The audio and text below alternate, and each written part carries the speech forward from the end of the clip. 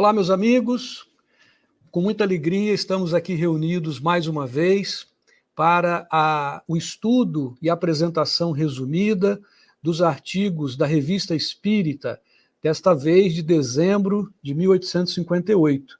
Estamos em dezembro de 2021, estudando e apresentando aqui os artigos da Revista Espírita, publicada mensalmente por Kardec naquela época. Esse foi o primeiro ano da publicação da Revista Espírita, e fechando o primeiro ano, nós vamos hoje apresentar esses artigos. E com alegria estamos aqui reunidos, a Sara Marques, a Jeane Rodrigues, Edmilson Marmo, colegas nossos, trabalhadores do Núcleo Espírita Fraternidade e Amor. Agradecemos desde já a participação de vocês e também a participação de todos que estão nos assistindo, participando conosco neste momento. Nós vamos iniciar com uma prece para nós nos prepararmos para esse estudo. Eu vou pedir ao Edmilson que, por gentileza, faça para nós a prece inicial. Então, meus irmãos, queridos amigos que nos ouvem, espiritualidade que nos assiste, mesmo estando em nossas casas, nesse formato remoto, mas unidos em pensamento, e também com aqueles que estão presentes em nossas casas, sintonizados nessa harmonia do amor, nessa vontade de aprender, nessa conexão do conhecimento. Queremos pedir o amparo para esse trabalho, que possamos ser felizes na explanação desse trabalho, desses textos que Kardec, com muita atenção, com muito capricho, selecionou e trouxe para que nós pudéssemos refletir e conhecer um pouco mais dos fenômenos espíritas. Que o Senhor nos ampare nesse trabalho e que assim seja. Que assim seja. Muito bem. Então vamos lá. Cada um de nós vai comentar alguns artigos da revista. Aqueles que estão nos acompanhando já há algum tempo, eu acho que já passaram a conhecer como é que é o formato da Revista Espírita, que tem vários artigos diversos, que Kardec ia comentando, trazendo para nós, e hoje nós temos vários artigos aqui para comentar. O primeiro deles, que é o primeiro artigo apresentado por ele na revista, ele tem o título Aparições. Então Kardec vai fazer aí algumas explicações sobre esse tema, e o Edmilson é que vai começar explicando resumidamente esse artigo para nós. Fica à vontade, Edmilson. Muito bem. Então, como o Lenart bem explicou e apresentou, o primeiro artigo trata de aparições, do tema aparições. E é muito interessante, e nós estamos percebendo isso, quem tem acompanhado os estudos neste ano, né, nesse trabalho que nós começamos, de revisar, né, reler, estudar a Revista Espírita, que de certa forma às vezes é negligenciada pelos confrades espíritas, né? E tem muita informação interessante. As primeiras revistas, a gente nota que muito conteúdo que estava ali depois apareceu novamente já na obra básica, né? Kardec fez esse laboratório de experimentação, ouvindo, discutindo, recebendo informações, né? Cartas dos leitores, e fazendo essa triagem, mas ali ele se dava um pouco mais de liberdade para colocar, às vezes, um texto, né, uma pequena reflexão, e aí aquilo que depois vinha, inclusive, com o amparo da explicação dos espíritos, muitas vezes passou a fazer parte das outras obras. E isso acontece nesse texto, sobre aparições, que Kardec aproveita para discutir como é que se dá o fenômeno, né? Já uma experimentação de algo que vai aparecer, inclusive, no Livro dos Médiuns, alguns detalhes.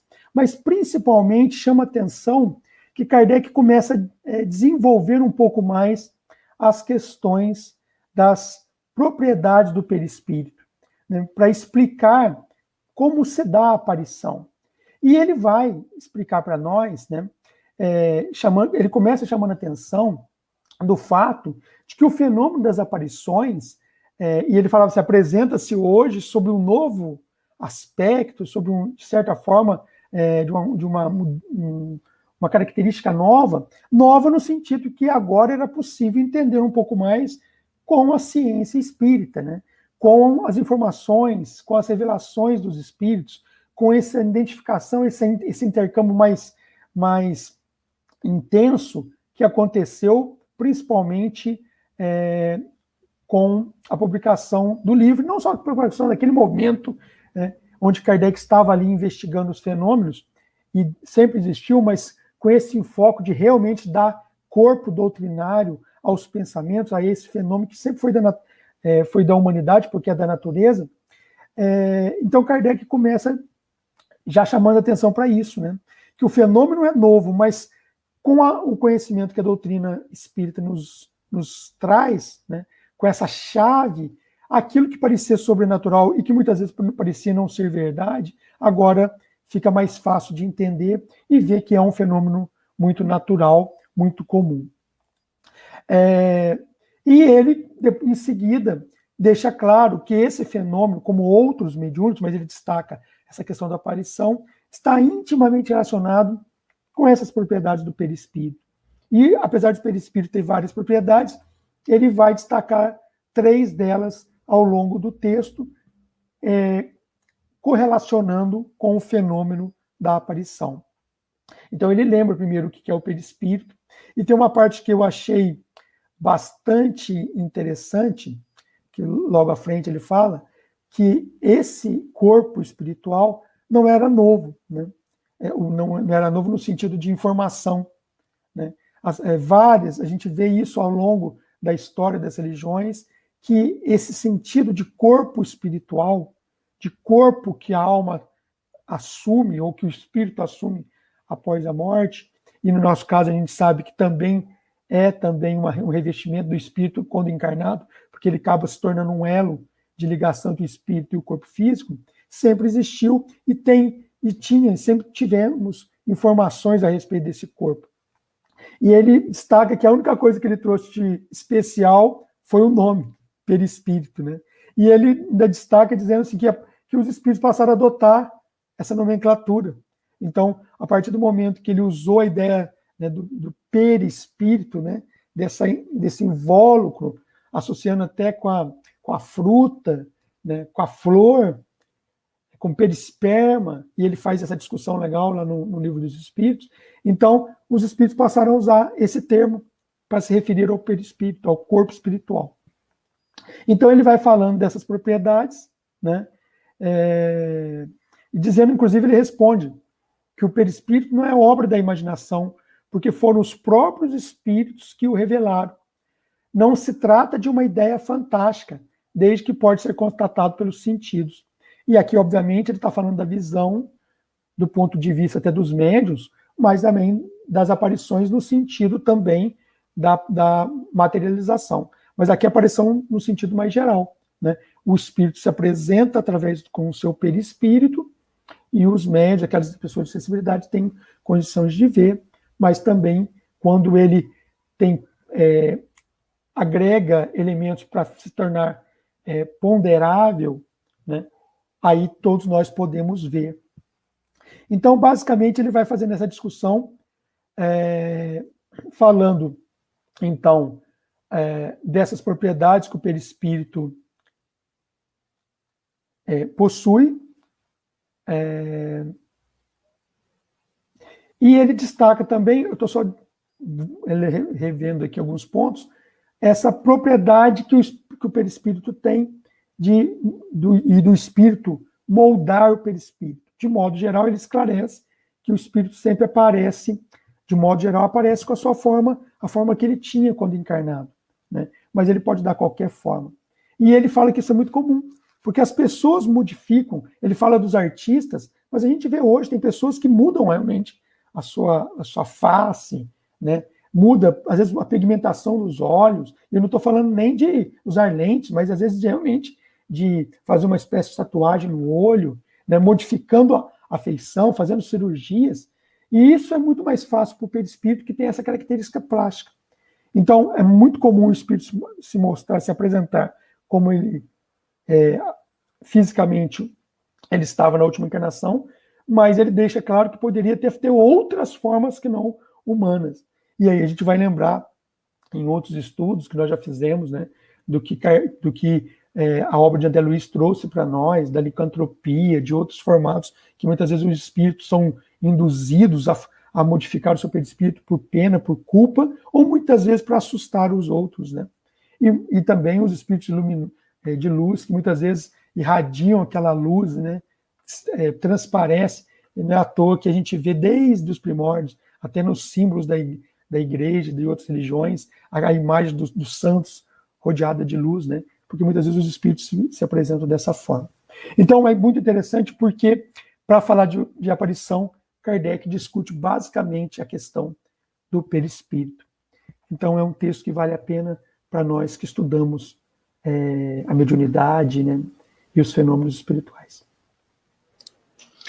Edmilson, quando se fala em ver espírito, né, que é a expressão que geralmente se utiliza, na verdade não se está vendo propriamente o espírito, né, porque o espírito é o ser inteligente, o ser moral, o ser pensante, e o que se vê, o que aparece, é justamente o perispírito, é o envoltório, né, o corpo espiritual que o médium vidente vai observar, e inclusive na sequência desse seu artigo, ele apresenta um outro, tratando de um médium, que ele diz ter várias faculdades, e que uma delas é a vidência, e ele está observando isso com, assim, até de certa forma surpreso, tal a capacidade, a faculdade mediúnica deste médium, que é o senhor Adrien, que é um médium vidente, e que a Giane vai comentar para a gente, por favor, Giane.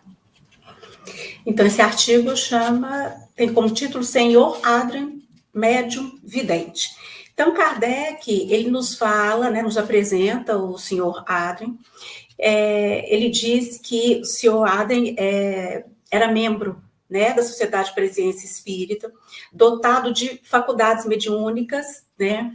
Ele era médium escrevente, né, psicografava, tanto de forma inconsciente, mas geralmente de forma consciente. Ele era médium audiente, quer dizer, ele ouvia claramente os espíritos, as mensagens dos espíritos. Ele era sensitivo, ele sentia, né, o toque, pressão dos espíritos. E, como você disse, ele era vidente também. E uma vidência muito clara, né? A vidência dele era rica de detalhes, né? Ele não via só os desencarnados, como ele via os encarnados também, né? E tinha aquela facilidade, como se ele anulasse ali o físico do encarnado, ele visse o espírito, né? E que em relação às crianças, ele conseguia até saber reencarnações anteriores da criança, né? Então, vidência dessa forma é rara, né? E Kardec nos fala que, né, o senhor Adrien tinha essas quatro tipos de mediunidade e apareceu outra, que é a mediunidade de vista dupla, outra mediunidade rara também, né? Então, Kardec nos diz que o senhor Adrien conseguia ver a longas distâncias, quer dizer, distâncias infinitas, tá? Ele via pessoas, povoados, situações, e tudo ele dava riqueza de detalhes que depois se confirmava, né? Então, olha que interessante Kardec ter um médium, né, desse gabarito trabalhando com ele, né? Agora, Kardec também nos fala da personalidade desse médium, né, do seu Adrien. Ele era um homem muito sério, racional, levava a mediunidade dele de forma muito séria. Ele tinha consciência que a mediunidade foi concedida a ele para ele trabalhar pelo bem, trabalhar auxiliando os outros de forma útil, né? Então, é um médium bem consciente. né? Kardec relata também que ele e o senhor Adrien, eles estiveram em várias situações juntos, não só durante as reuniões, né, da Sociedade Espírita, mas também em reuniões sociais, né? Então, em festas, casamentos, velórios, enterros, em várias situações. E em todas as situações, eles aproveitavam ali para fazer uma pesquisa também, por conta dessa mediunidade do senhor Adrien, né? E o senhor Adrien passava para Kardec, né, as situações, né, o que ele via ali da questão dos espíritos, né, que os espíritos se reuniam, né, em grupos, em afinidades, estavam em todos os lugares reunidos, né? E quando eu li essa parte, eu pensei assim, nossa, que interessante, Kardec em todos os momentos, né, ele estava trabalhando, né, em todos os momentos, aproveitando para pesquisar, ele não perdia tempo, né, característica de um espírito missionário mesmo, né? E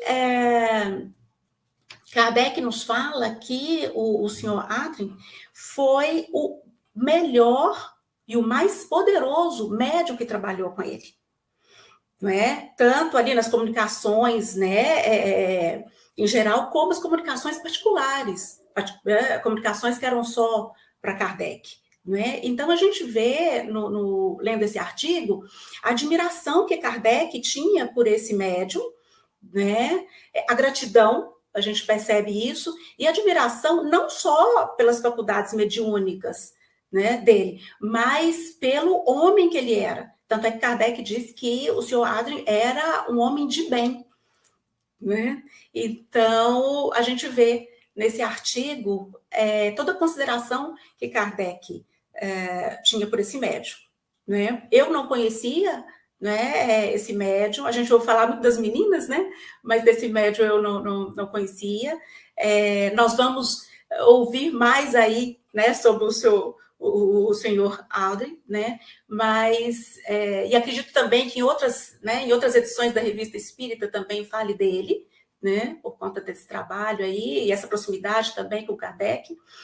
E interessante que nós temos a aprender, né, com o senhor Adrien, quer dizer, ele nos dá ali o exemplo de um verdadeiro espírita, né, trabalhando com seriedade, trabalhando com conscientização, né, como diz Kardec, um homem de bem, né? Então, muito válido ler o artigo, conhecer o senhor Adrien. Gostei muito e virei fã. Muito bom. É interessante, né, Giane, que Kardec faz questão, logo no início, de enfatizar que esse senhor Adrien era um médium que, dos que ele conhecera até aquele momento, e aí nós estamos em dezembro de 1858, era o que tinha a faculdade da vidência mais desenvolvida, porque ele dizia que vários outros médiuns videntes, de vez em quando, né, via ali uma aparição ou outra, tinha uma visão ou outra, mas esse ele tinha assim de forma constante, de forma regular, né, a vidência de espíritos que ele relatava, várias situações comprovadamente por ele, né? Então realmente é bem interessante. Vale a pena depois, aliás, para todos os artigos que a gente está apresentando aqui de forma resumida, que aqueles que tiverem interesse leiam depois diretamente na fonte, porque naturalmente lá vão ter uma riqueza maior, né, de detalhes. Bom, eu fiquei responsável aqui também por fazer a explicação de um artigo que é intitulado por Kardec como Sensações dos Espíritos. E naturalmente que ele está falando aí dos espíritos desencarnados no mundo espiritual. E ele começa esse artigo fazendo duas perguntas. Ele pergunta assim, sofrem os espíritos? Os espíritos desencarnados. E ele não está se referindo a sofrimentos que sejam morais, ele está se referindo a sofrimento que é tipicamente do sofrimento do físico, sofrimentos da matéria. Aí ele pergunta assim, que sensações experimentam? Ele começa o artigo já lançando essas duas perguntas. Que sensações que os espíritos experimentam? Que sensações que eles têm? Será que sentem frio, sentem calor, sentem algum tipo de dor que nós sentimos? E Kardec vai fazer um desenvolvimento da explicação baseado naquilo que os próprios espíritos dizem e baseado em fatos, como ele mesmo diz. E ele vai nos relatar que a comunicação de diversos espíritos mostra que os espíritos sofrem sim, que eles têm sensações, né? Mas que essas sensações, elas não são propriamente uma característica do espírito, mas está muito relacionado ao tema que o Edmilson começou a desenvolver e o que é relatado no primeiro artigo, são sensações que o espírito tem no mundo espiritual, mas em função do perispírito, que são percebidas e são passadas ao espírito pelo perispírito. Então vamos ser mais claros e dar um exemplo. Kardec, nesse artigo, ele coloca ele descreve, na verdade, repete até uma carta de um assinante da Revista Espírita, que relata o seguinte: eles estavam fazendo uma reunião mediúnica, nessa reunião mediúnica, na época estava frio, né, e um espírito se comunica, diz o seu nome, e pede permissão para ficar com eles e participar com eles junto da lareira, porque ele sentia frio. Olha que interessante. Então, na reunião mediúnica, o espírito comunicante, que já estava desencarnado, dizia que queria participar e pedia permissão para ficar com eles junto da lareira, porque os encarnados, né, os médios que estavam ali naquela reunião, estava frio naquela época, e eles se reuniam próximo de uma lareira. Então, Kardec usa esse fato do espírito relatar que está com frio. Mas como é que pode? Será que o espírito sente frio? Sente calor? Né? Sente fome? Sente alguma dor de cabeça, dor no estômago, dor no braço, né? E aí Kardec começa a fazer esse desenvolvimento. Ele cita um outro fato de um espírito relatar que sentia, depois de desencarnado, a sensação dos vermes corroendo o seu corpo. E aí Kardec quer entender, mas como é que pode isso? O espírito vai ter essa sensação? E na realidade ele vai dizer assim, o espírito, a conclusão de toda, né, ele faz todo um desenvolvimento, ele coloca ali algumas perguntas para o espírito São Luís, e de forma resumida, a conclusão, né, dessas sensações dos espíritos é que o espírito propriamente, ele não tem sensações relacionadas ao corpo físico, porque o corpo físico já não existe mais. Como é que esses espíritos, e por que esses espíritos relatam frio, calor, fome, a sensação de ter o corpo, né, sendo corroído pelos vermes, que realmente isso vai acontecer com a matéria? Ele vai dar duas explicações. Ele vai dizer que é uma sensação que é a lembrança que o espírito tem daquela situação. E nesse desenvolvimento, ele cita alguma coisa muito interessante que acontece com aquelas pessoas encarnadas que, por exemplo, amputaram um membro. E tem muitos relatos que as pessoas que amputaram, por exemplo, uma perna ou um braço, eles continuam, alguns, dizendo que estão sentindo a perna ou o braço, a dor na perna ou no braço, porque a reminiscência, a lembrança que o cérebro guarda daquele membro, da existência daquele membro que já não tem mais fisicamente. Então ele usa essa analogia para dizer que os espíritos no mundo espiritual, eles também vão ter sensações que são tipicamente da matéria, de frio, de calor, de dores, né? Tem espíritos que relatam, por exemplo, dependendo da condição da sua morte, dores relacionadas à sua morte. Aquele que desencarnou por um problema cardíaco, né? Ele sente a dor no coração. Ora, mas ele não tem mais o coração, ele não tem mais o corpo físico. Por que ele relata isso? Ele relata porque essas marcas, essas lembranças, elas ficam no perispírito, e aí ele vai fazer esse desenvolvimento. O perispírito, que é esse envoltório, né, que reveste o espírito no plano espiritual, ao mesmo tempo é o elo de ligação do espírito à matéria, quando o espírito está encarnado. E ele guarda essas marcas, ele guarda essas sensações.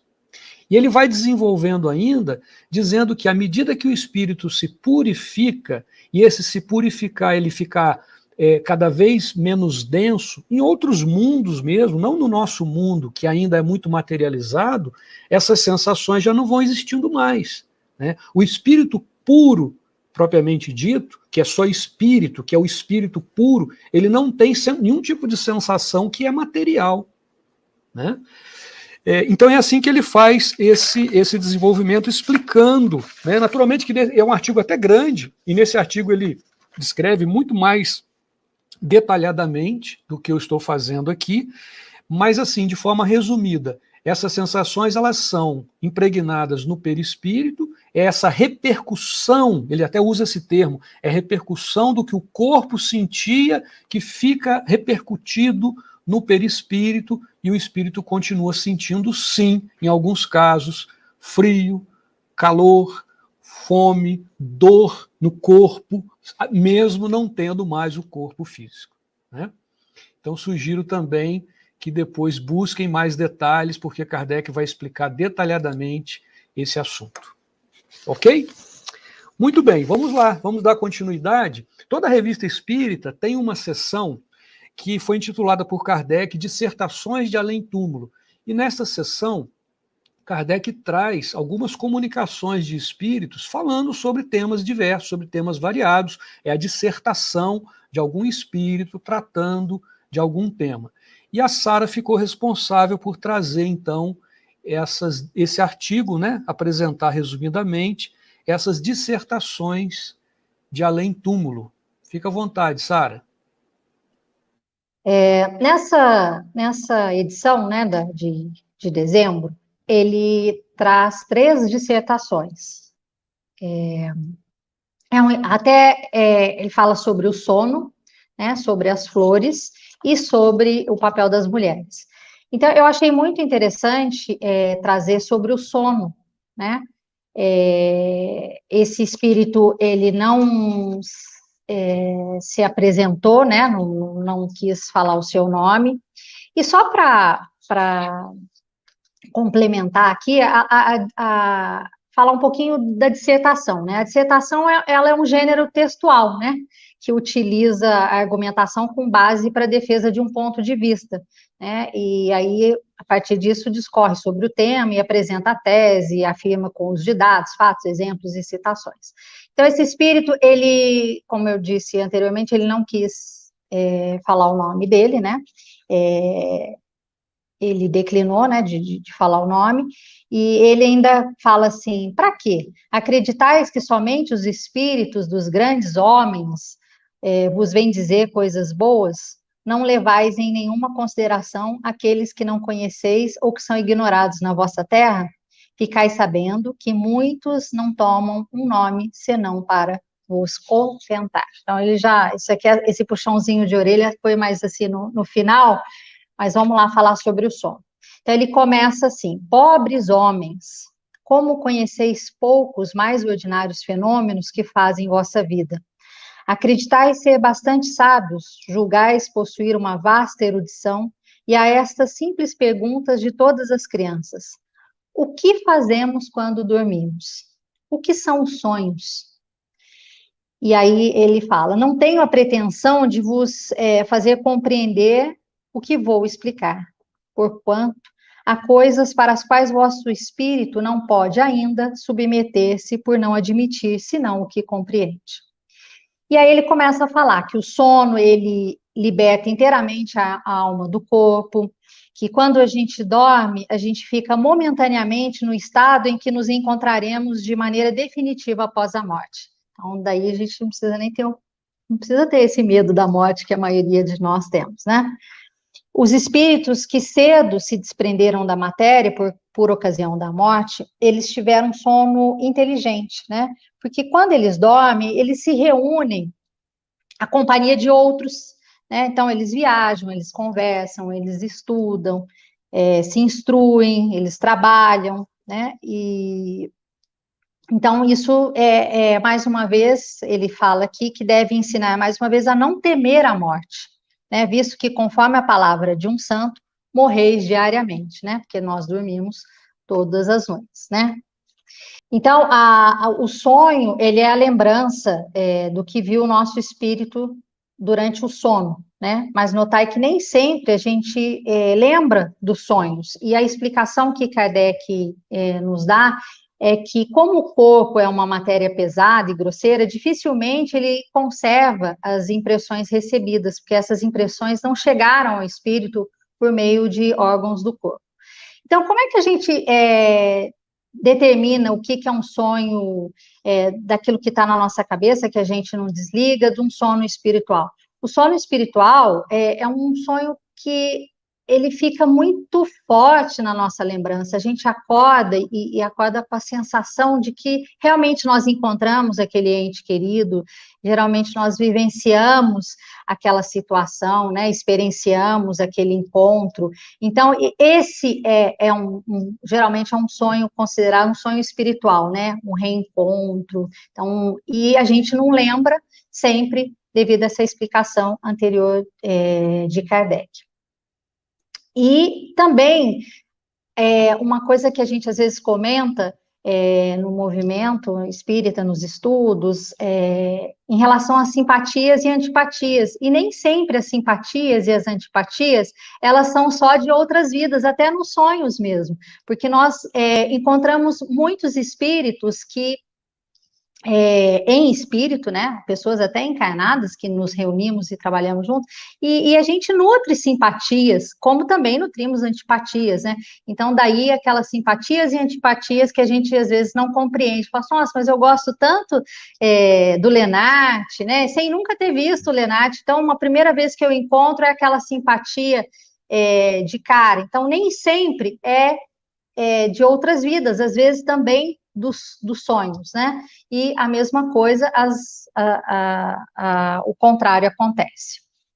Então, só para complementar, né? O sono, ele traz aqui que é um treino para desencarnação. Isso Kardec que nos traz, né? Que ele liberta a alma parcialmente do corpo e quando a gente dorme, a gente se acha momentaneamente no espaço que ficará de forma definitiva após a morte. Então, é essa a reflexão aí deste espírito, explicando com mais detalhes, né, na obra da Revista Espírita sobre o sono. Muito bom, Sara. Eu achei muito curioso até na sua narração, que esse espírito, você falou, né, são dissertações de espíritos diversos, e alguns espíritos eles se identificam, outros não, e que esse não fez questão de se identificar, porque, na verdade, não é importante, né, é importante a mensagem. Então, essas instruções sobre o sono, sobre sonho, e não propriamente quem é o espírito comunicante, né? Bem interessante. E como a Sara falou no início, essa sessão dissertações espíritas, dissertações de além-túmulo, ela tem outros artigos, são outras dissertações, mas assim, não dá tempo da gente apresentar tudo aqui. Essa revista, inclusive, ela tem um número maior de artigos do que as anteriores, então a gente convida depois os nossos, né, colegas aí que depois leiam diretamente na Revista Espírita. Muito bom, e é obrigado. interessante, Lenart, só para complementar, que também os sonhos, eles influem, né, esse espírito traz aqui, que eles influem em nossas vidas muito mais do que a gente pensa. Então, uma sugestão que eu gostaria de deixar aqui é que nós aproveitemos melhor os nossos sonhos, né? Que ao dormirmos, nas nossas preces, nós possamos pedir para que esse momento de descanso, que a gente sabe que é somente do nosso corpo físico, porque o nosso espírito ele tem a oportunidade de sair e estudar, então que a gente peça proteção e que peça que esse período para o espírito seja um período que ele vá buscar coisas nobres, né? Buscar se aprimorar e contribuir ainda mais para a sua evolução. Nos prepararmos para o sono, né, Sara? Essa preparação é importante. Muito bom, vamos lá, temos alguns artigos ainda. Tem um artigo aqui que é muito, o título dele já chama bastante atenção, que é o que a Giane vai comentar para a gente. O título é Um Espírito nos Funerais de Seu Próprio Corpo. Né? Inclusive tem a participação especial do senhor Adrien, né, Giane? Ele volta aqui, porque ele é que vê. Eu não vou adiantar, não, deixa a Giane falar. Já estou dando spoiler aqui do artigo, né, Giane? Exatamente. Esse título aí, né, até assusta. Kardec começa esse artigo dizendo o seguinte, que os espíritos sempre disseram que a separação do corpo e da alma não se faz instantaneamente, né? Que a separação pode começar até antes da morte, né? Do que a gente chama de morte, né? O último suspiro e tudo mais. E que esse processo aí, esse desligamento pode demorar mais ou menos, vai depender das circunstâncias, né? Até a sua inteira liberdade. E até esse desligamento ser total, a alma, o espírito, ele vai sentir uma perturbação, né? Que não permite conscientizar a situação que ele está, ele vai ficar com as ideias confusas, né? E esse momento de perturbação, né, é um momento delicado, mas ele pode ser mais brando, mais leve, menos penoso para aquele que, ao desencarnar, está ali com a sua consciência tranquila, né? Aquele que já tem ali uma certa intimidade, né, com as questões espirituais, né? E, por outro lado, né, pode ser muito cheia de angústia e terror para aquele que teme o futuro, né? E aí ele nos conta a história do senhor X, tá? O senhor X, ele teve apoplexia, né, um AVC, né? E que algumas horas depois desse AVC, o espírito dele já foi visto, ele já foi visto pelo nosso amigo, o senhor Adrien, né?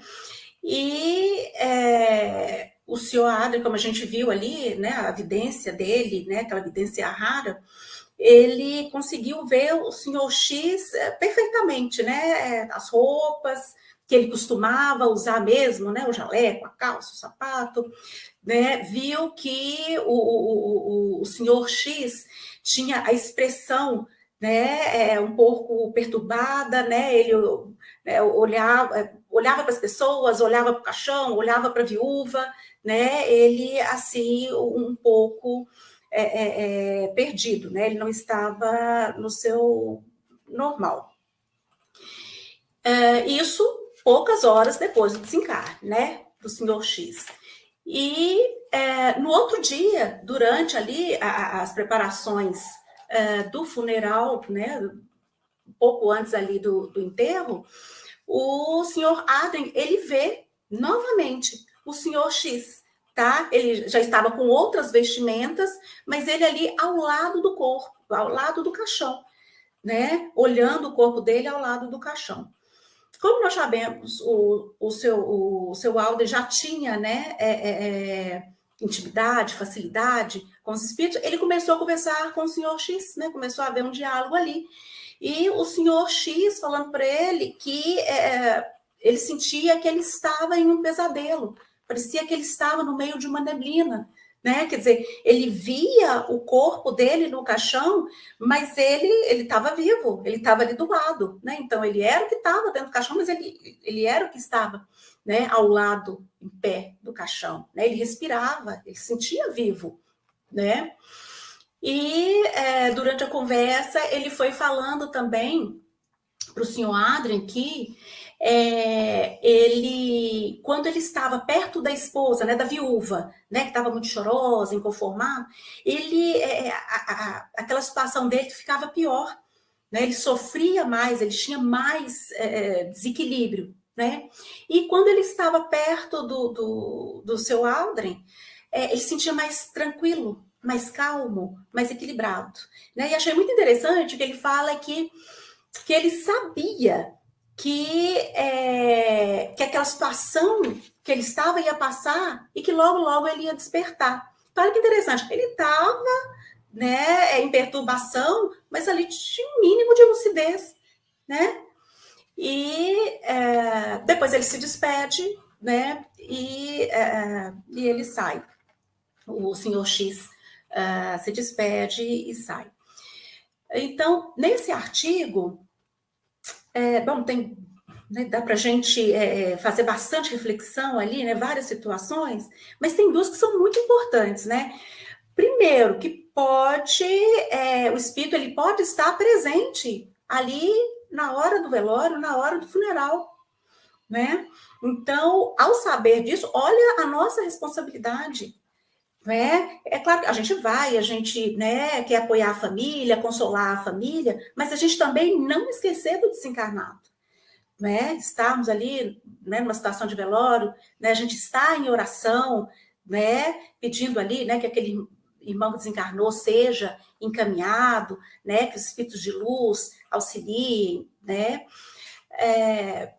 Nós aqui no Brasil é uma cultura muito festiva, né? Então, às vezes, até em velório, né, o nosso comportamento não é correto, né? Às vezes a gente brinca, conta piada, né? Às vezes até falam dos feitos ali do defunto, né? Feitos bons, tudo bem, né? Mas, né? Coisas que não são boas, né? Então, olha só, porque ele pode estar ali, pode estar ouvindo, então vai piorar mais ainda a situação dele, né? Nessa questão aí.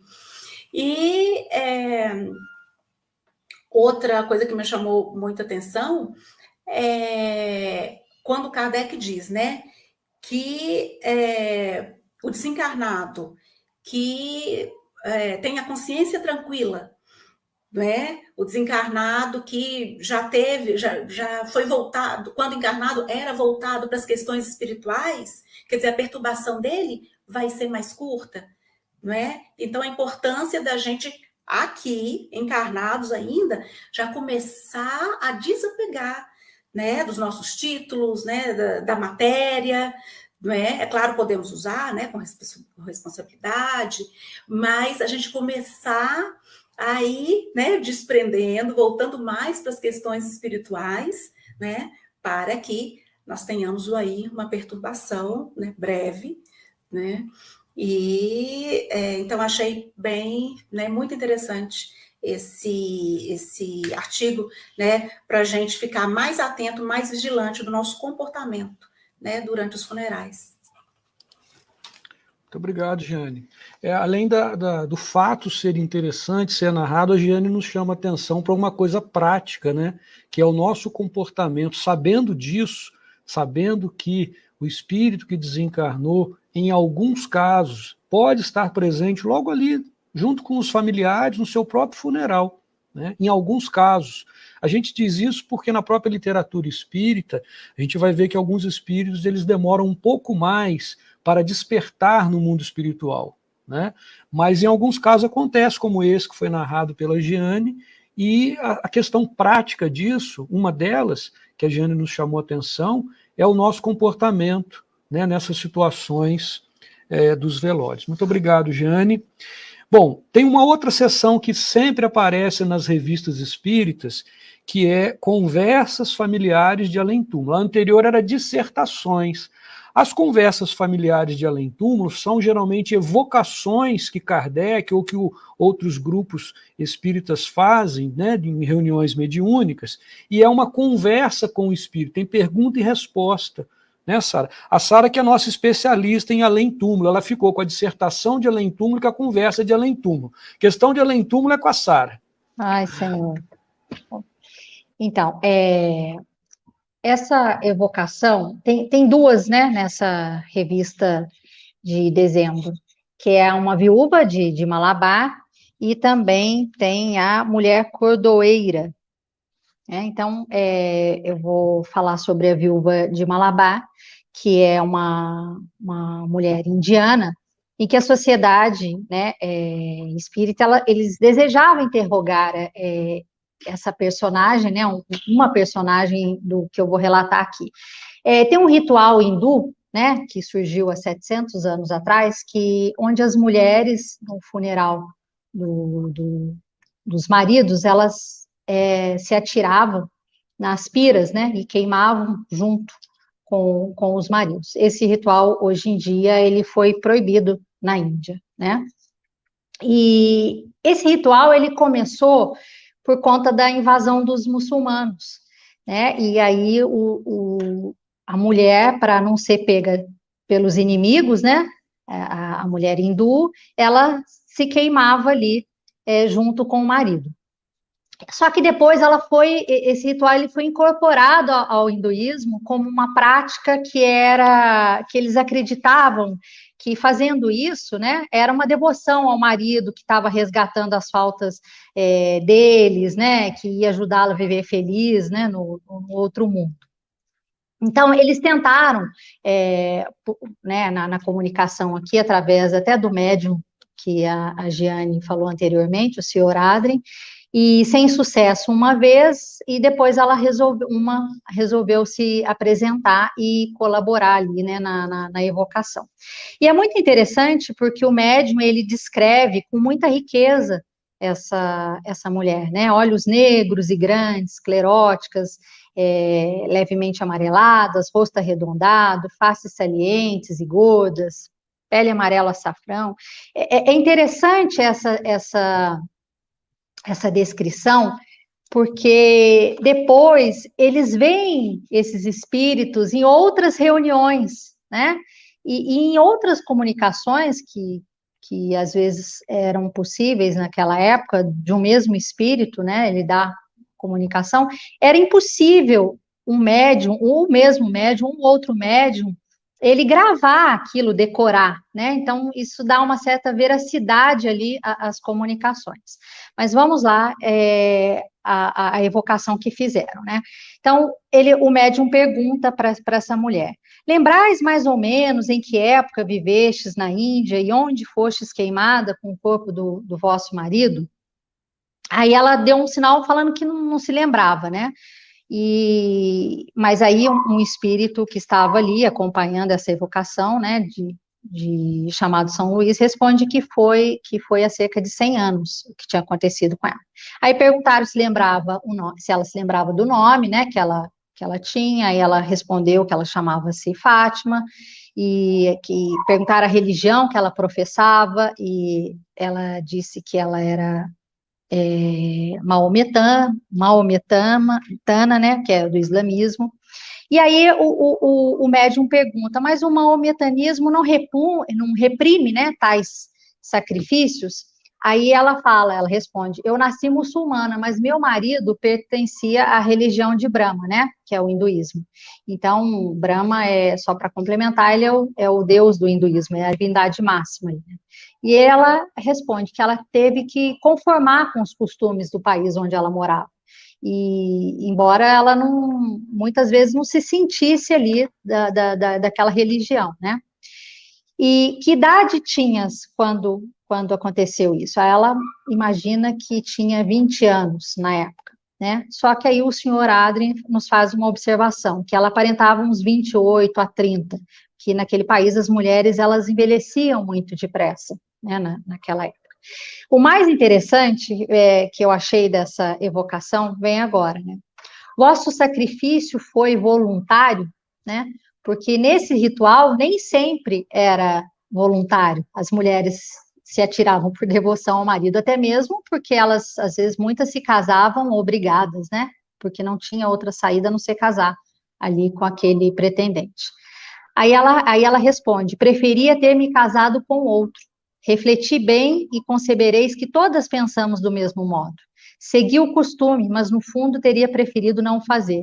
Esperei vários dias por outro marido, mas ninguém apareceu, então ela acabou obedecendo à lei. Então, muitas, elas não eram voluntariamente que elas se atiravam, era até uma pressão ali, né? Ainda mais depois que foi incorporado ao hinduísmo, né? Que era uma prática ali de devoção ao marido. Essa ideia supersticiosa, né? Aí ele até pergunta aqui: que sentimento poderia ter ditado essa lei? Aí ela falou: ideia supersticiosa. Ao nos queimarem, imaginam agradar a divindade, né? Que resgatamos as faltas daquele que acabamos de perder e vamos ajudar a viver feliz neste outro mundo. Aí, muito interessante, ele pergunta: vosso espírito ficou satisfeito com o sacrifício? Jamais procurei revê-lo.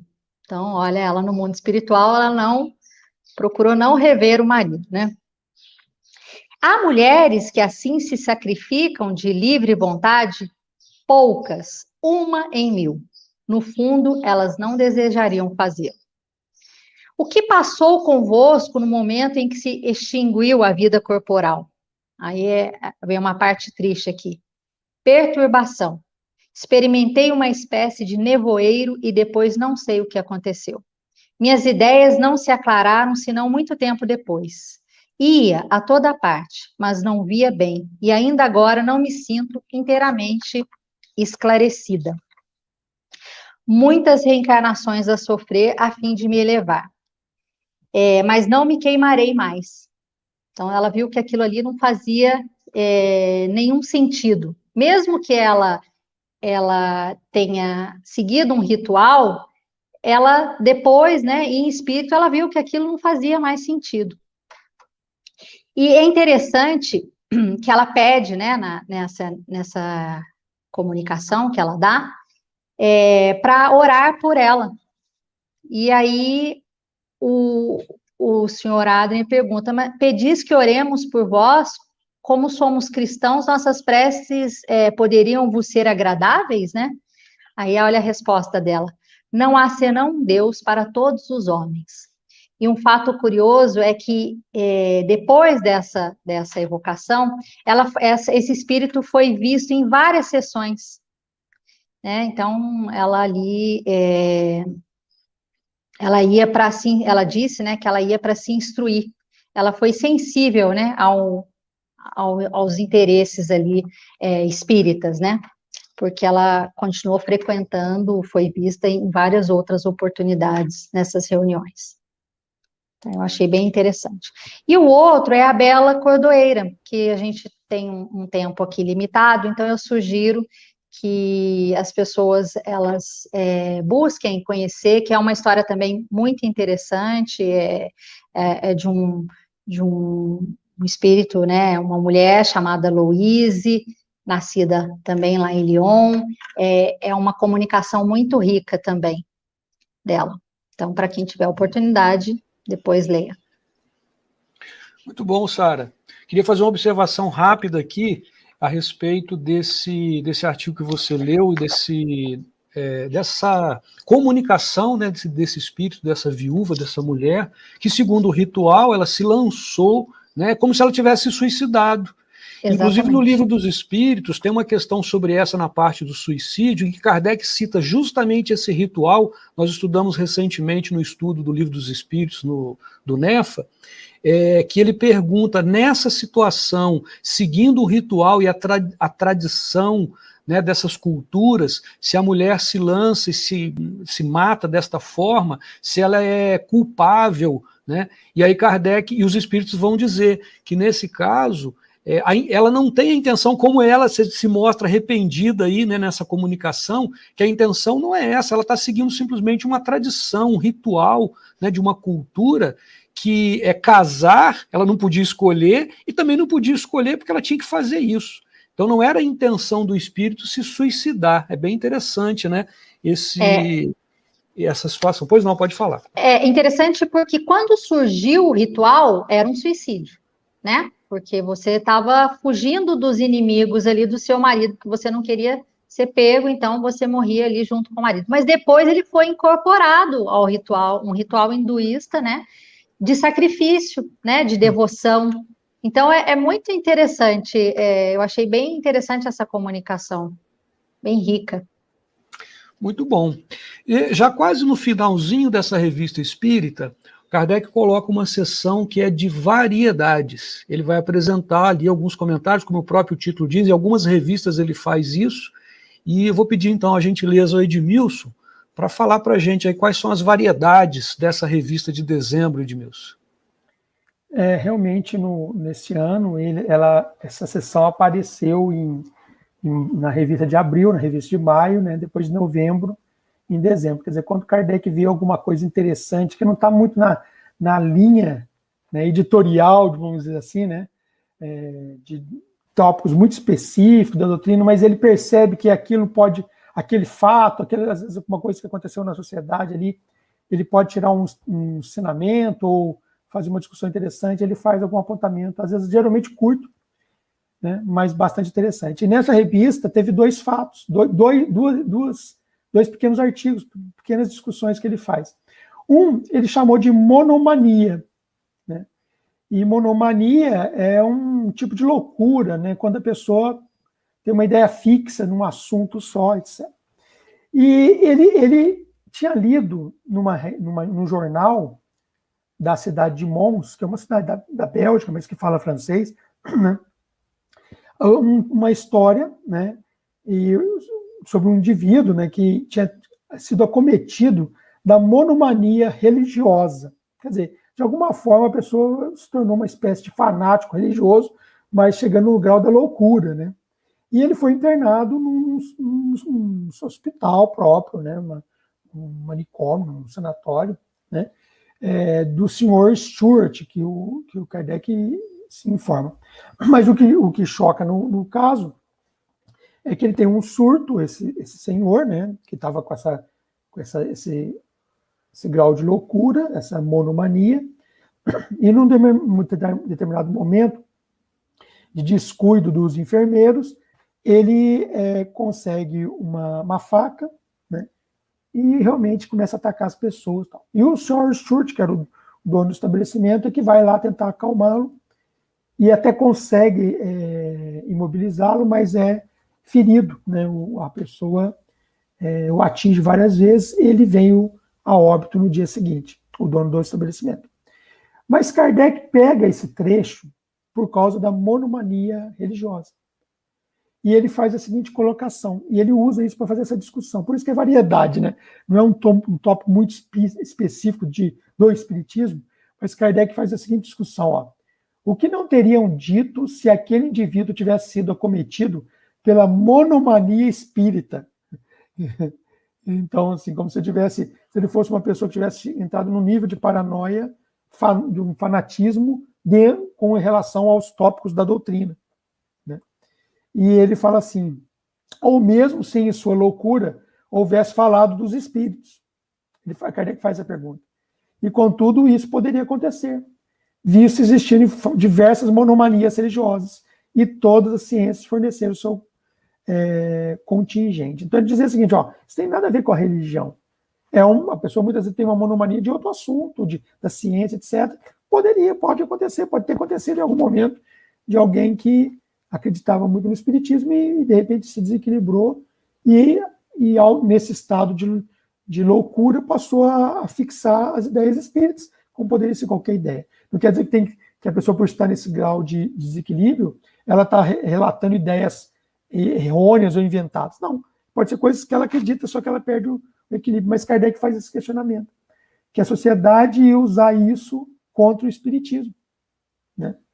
E nós vemos isso, né? Quando acontece de alguém, um espírita famoso, uma pessoa que tem uma vinculação ou com a doutrina, ou que as pessoas associam com o espiritismo, se a pessoa tem algum desequilíbrio, ou se ela comete algum equívoco, ou mesmo no meio espírita, quando acontece de algum dirigente, alguma pessoa que as pessoas daquele grupo acham que tem uma virtude, ou por estar naquela posição não poderiam falhar, né? Quando a pessoa falha, as pessoas não conseguem perdoar ou relevar, e às vezes saem, e muitas vezes até desiste da doutrina, como se o erro da pessoa ferisse o conteúdo que é doutrinário, né?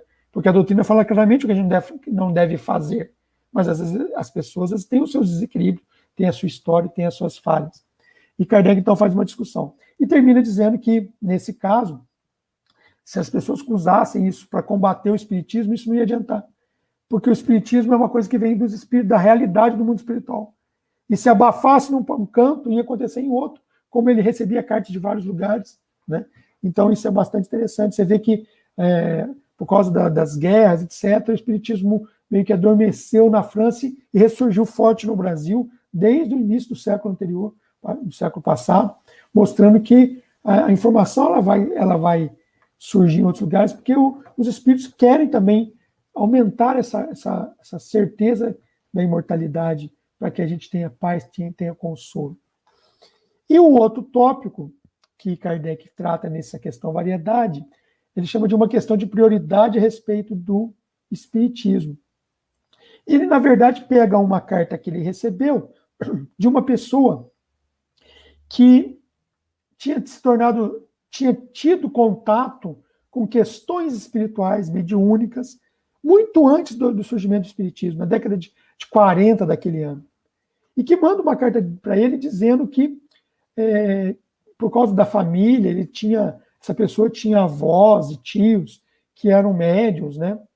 E que ele cresceu nesse ambiente, mas que depois ele se tornou cético. Primeiro ele se tornou materialista, depois ele voltou a acreditar nas questões espirituais, e que depois que ele começou a estudar do espiritismo, ele passou a ter, inclusive, praticar, né, participar de reuniões e treinar a mediunidade que ressurgiu nele. Então ele vai contando, inclusive, que ele tinha um amigo que trabalhava com ele, um senhor, que tinha essa capacidade, né? Então, ele vai mostrando isso. E o interessante desse artigo é que Kardec vai discutir, mostrar justamente isso, que os fenômenos mediúnicos, as certezas, os fenômenos, as situações da mediunidade não aconteceram por causa do espiritismo, sempre existiram, né?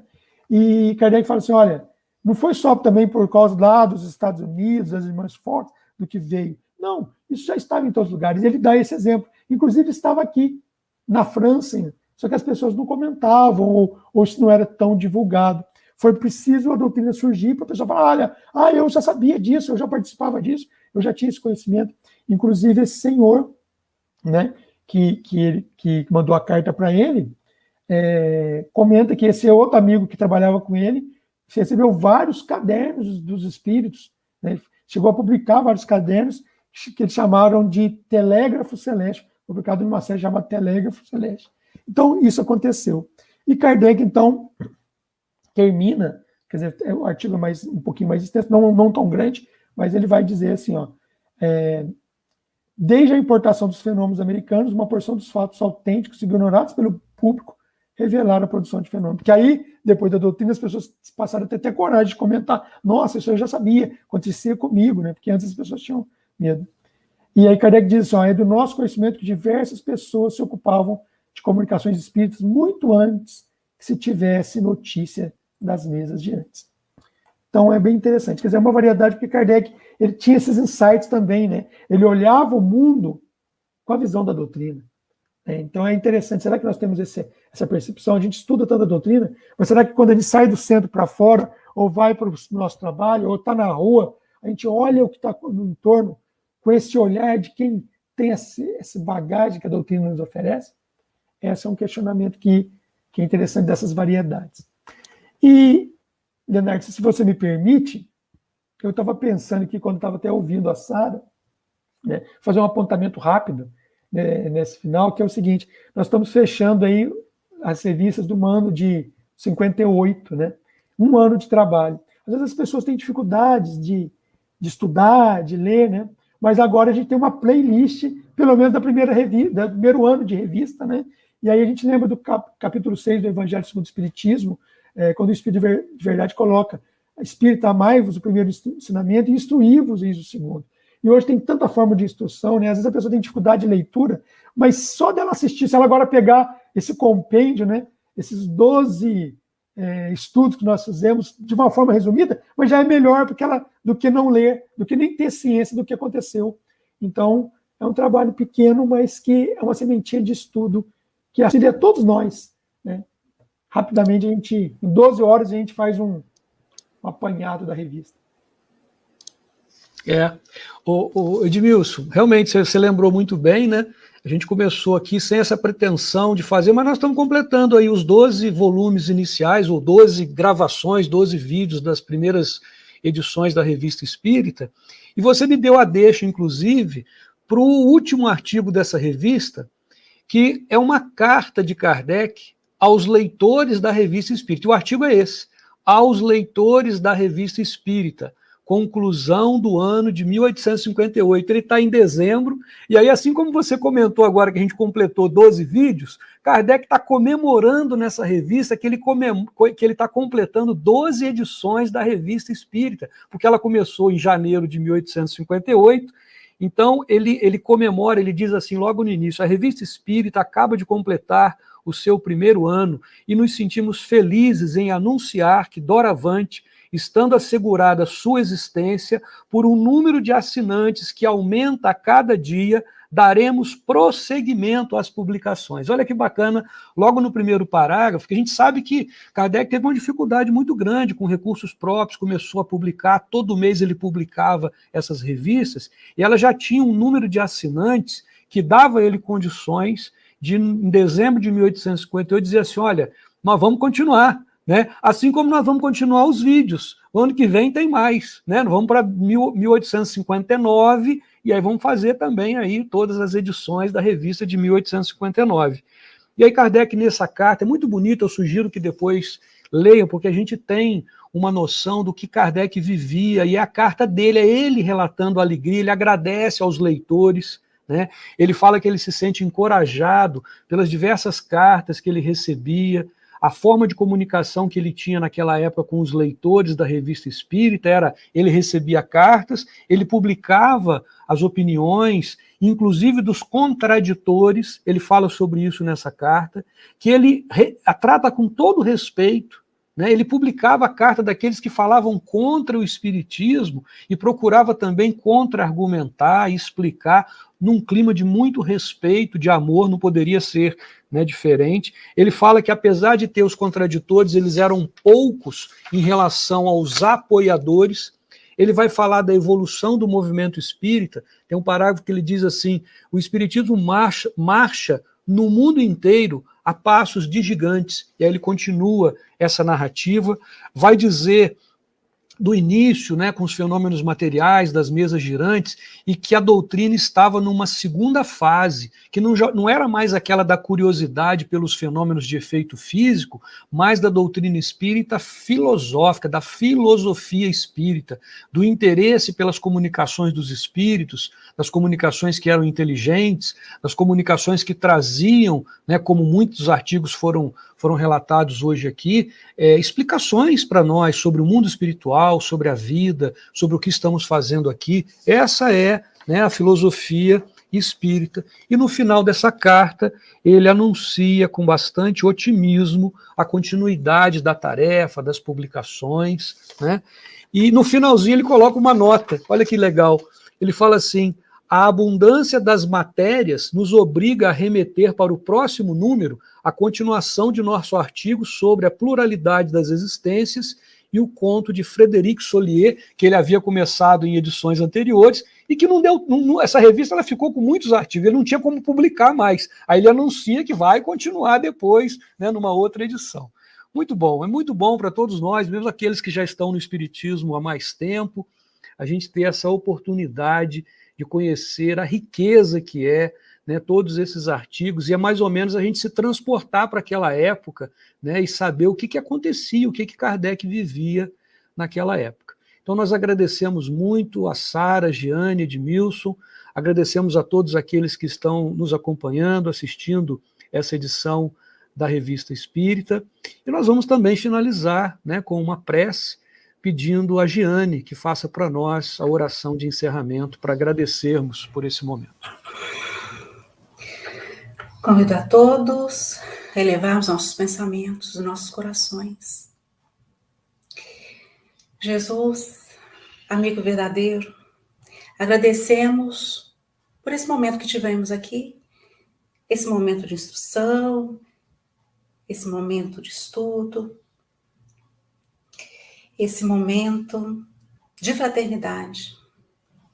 Agradecemos também ao nosso querido codificador, Allan Kardec, à sua esposa, Gabrielle Boudet, ao senhor Adrien, e todos aqueles encarnados e desencarnados que trabalharam e que trabalham até hoje para que a doutrina dos espíritos chegue a todos aqueles que queiram consolo, esclarecimento, fortalecimento. Obrigada por tudo, a espiritualidade superior. Que assim seja.